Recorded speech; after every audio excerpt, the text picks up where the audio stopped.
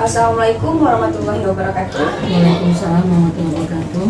Baik, Ibu, terima kasih waktunya dan atas kesempatannya pada siang ini. Melani izin mewawancarai Ibu sebentar mengenai tentang motivasi pembelajaran yang dilakukan oleh guru di SMK ini. Kita langsung masuk ke pertanyaan ya, Bu. Yang pertama, apakah Ibu telah memahami tentang motivasi belajar siswa? Kalau memahami itu ya jabarannya luas sekali. Tapi saya sudah berupaya dalam setiap proses kegiatan belajar mengajar. Sebelum saya menjelaskan ke materi, saya selalu memotivasi siswa. Karena menurut pendapat saya, motivasi itu sangat penting dalam keberhasilan proses belajar mengajar. Karena kenapa? Dengan motivasi itu anak-anak atau peserta didik dia punya semangat untuk belajar lebih tinggi dan untuk bisa menguasai materi apa yang diterangkan oleh guru. Selanjutnya, apakah saat pembelajaran berlangsung Ibu sudah memberikan motivasi ke siswa? Kalau Ibu sudah memberikan, itu dalam bentuk motivasi apa? Sudah. Saya memotivasi siswa itu, saya sering memberikan sekali-sekali itu slogan. Slogan saya itu saya berikan kepada anak-anak itu yang pertama saya berikan motivasi. Nah anak, apa yang kau inginkan di masa akan datang tergantung apa yang kau lakukan pada hari ini. Itu saya sering setel slogan, saya selalu bisikkan dengan anak-anak itu tadi yang pertama. Yang kedua saya bilang memberikan motivasi pada anak-anak bahwa untuk sekarang saya berdiri di depan Anda. 10 tahun akan datang kalian mungkin berdiri di depan saya. Itu motivasi yang saya berikan. Dan terus saya memberikan motivasi bahwa anak-anak itu harus mempunyai pemikiran yang lebih maju. Karena saya sering juga masukkan kalau bahwa anak-anak itu tujuan ke sekolah ini apa ya, jangan sekedar duduk ya, jangan sekedar datang, jangan sekedar hanya memperhatikan guru, akan tetapi dia itu bisa mengambil apa yang guru untuk kemajuan dia di masa akan datang. Selanjutnya, apakah Ibu pernah melihat siswa yang terlihat sangat termotivasi untuk belajar tanpa perlu dorongan eksternal, Bu? Bisakah Ibu memberikan contoh? Bisa, ada, pernah. Seorang anak yang memang motivasinya sangat tinggi untuk belajar. Kadang-kadang anak tersebut sebenarnya tuh kemampuannya sedikit, tapi karena dorongan motivasi itu dari dalam dirinya itu sangat tinggi sekali, sehingga dia itu berusaha betul, sehingga dia sering bertanya dengan saya materinya itu pada saat waktu belajar. Dan kadang-kadang juga dia mendekati saya pada saat waktu bukan di kelas. Kadang-kadang juga dia melalui WA, dia saking semangatnya belajar. Ingat, kalau anak-anak yang semangat itu walaupun dia pengetahuannya kurang, tapi dia ada kemauan yang tinggi, maka anak yang tersebut maka lebih majunya lebih tinggi. Karena mungkin dia motivasi seperti ini, dia mungkin dari background dari keluarganya yang kurang berada, tapi dia pengen dia maju. Dia bilang gini, dia selalu melihat video-video sekarang yang ada di YouTube, klik-klik orang menjadi orang sukses itu bagaimana. Dia dari situ, karena mungkin terdorong dari keluarganya yang mungkin keluarga yang kurang mampu, tetapi dia pengen mengangkat derajat diri dia sendiri, keluarganya dan orang tuanya, sehingga dia lebih aktif dan semangat untuk belajar. Oke. Kalau di dalam kelas, apakah ada siswa, Bu, yang tampak lebih termotivasi ketika ada tantangan atau tugas darurat dari Ibu? Maksudnya gimana ya? Misalnya Ibu diberi tugas Mm-mm. oleh guru. Nah itu benar-benar tugas itu tidak bisa ditinggalkan. Positif ibu meminta pertolongan dari salah satu siswa, nah tolong ambil ke berkas itu di sana, kayak atau buku itu memang di ruang guru, ibu mengajarnya di ruang FLB. Itu kan ruang darurat, ketika ibu mau ambil ke sana, ibu sudah di dalam kelas, ataukah ibu meminta pertolongan dengan siswa itu?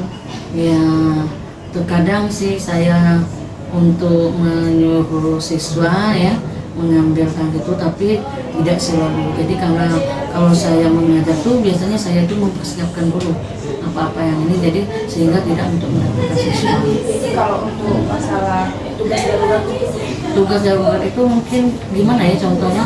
Tugas darurat itu misalnya, oh ini contohnya saya ini kalau dalam pembelajaran itu saya selalu menghubungkan dengan pembelajaran dengan TIK ya, TIK. Karena sesuai dengan, saya sangat senang sekali dengan lagu profil lirik dari profil lagu Pancasila itu, bahwa zaman ini sudah berganti ya, era sudah berganti, jadi keberpihakan guru itu sama siswa itu sangatlah penting.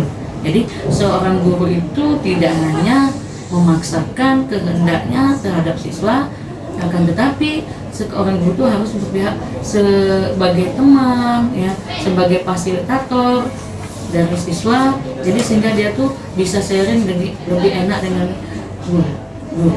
Jadi saya itu untuk tugas anak-anak itu saya ini kebenaran saya itu ada konten ya di YouTube, boleh dilihat konten saya itu namanya Nopiani SMK Negeri 1.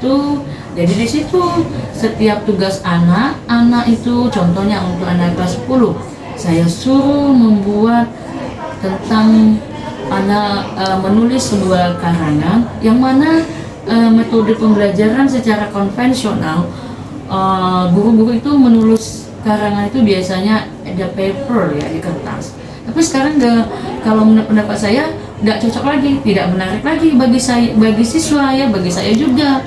Saya suruh anak itu menulis karangannya dengan menggunakan PPT ya, menggunakan PPT.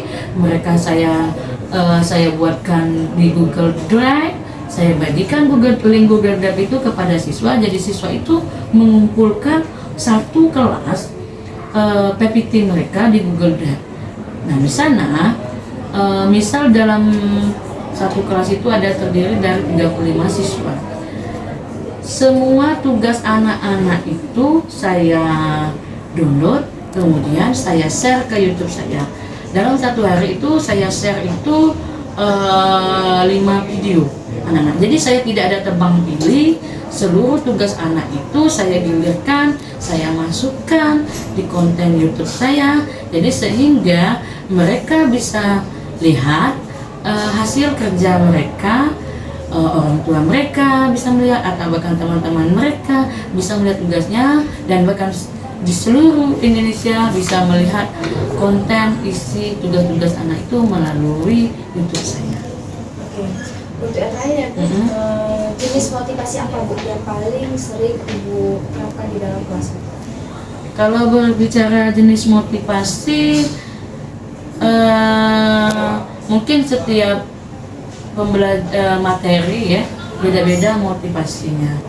Untuk misal kelas 10, kelas 11, kelas 12. Nah kalau di kelas 12 itu saya itu mengajarkan materi tentang application letter ya, sama kurikulum vitae atau surat lamaran pekerjaan dalam bahasa Inggris, dan ada korelasi dengan kurikulum vitae atau daftar riwayat hidup.